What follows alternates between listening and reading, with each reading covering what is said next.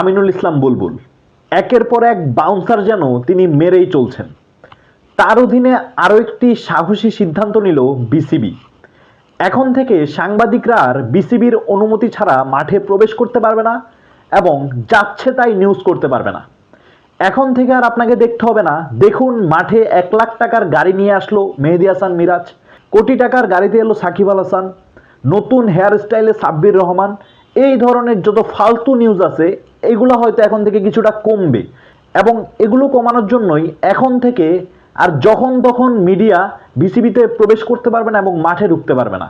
নির্দিষ্ট ম্যাচ, নির্দিষ্ট অনুশীলন এবং বিসিবির আমন্ত্রণেই শুধুমাত্র মেইন স্ট্রিম মিডিয়াগুলোই বিসিবিতে প্রবেশ করতে পারবে।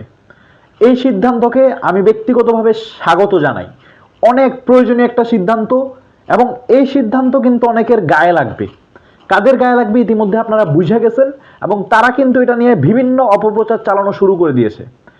আপনি দেখেন মিডিয়ার একটা গ্রুপ কিন্তু শুরু থেকেই বিসিবির এই বোর্ড এবং আমিনুল ইসলাম বুলবুলকে নানাভাবে কলঙ্কিত করার চেষ্টা করছে।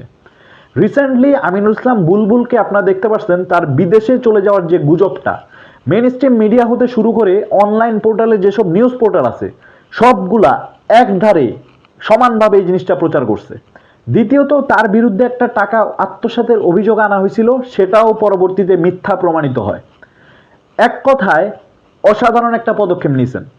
আপনি চিন্তা করেন বর্তমানে আমাদের যে ক্রীড়া সাংবাদিকরা আছেন এরা কি টাইপের নিউজ করেন।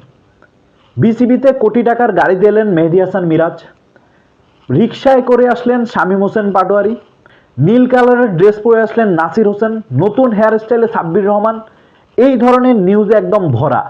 তাছাড়াও আরও নানান ধরনের নিউজ করে তারা, ক্রিকেটের সাথে রিলেটেডই না, এক প্রকার যাচ্ছে তাই নিউজ করে।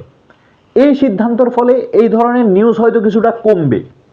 তবে বিসিবি এখানে একটা জিনিস ভুল করছে। বিসিবি রিজনটা দেখাইছে কি, নিরাপত্তার স্বার্থে তারা এই ডিসিশনটা নিছে, যার কারণে তাদের কথার সাথে তাদের কাজের কিছুটা মিল পাওয়া যাচ্ছে না এবং এই পয়েন্টটাকে ধরেই অপপ্রচার করা হচ্ছে যে বিসিবি তাদের অপকর্ম ঢাকতেই সাংবাদিকদেরকে বিসিবিতে যাতে না আসতে পারে, মাঠে যাতে না আসতে পারে, সেই কারণে এই সিদ্ধান্ত।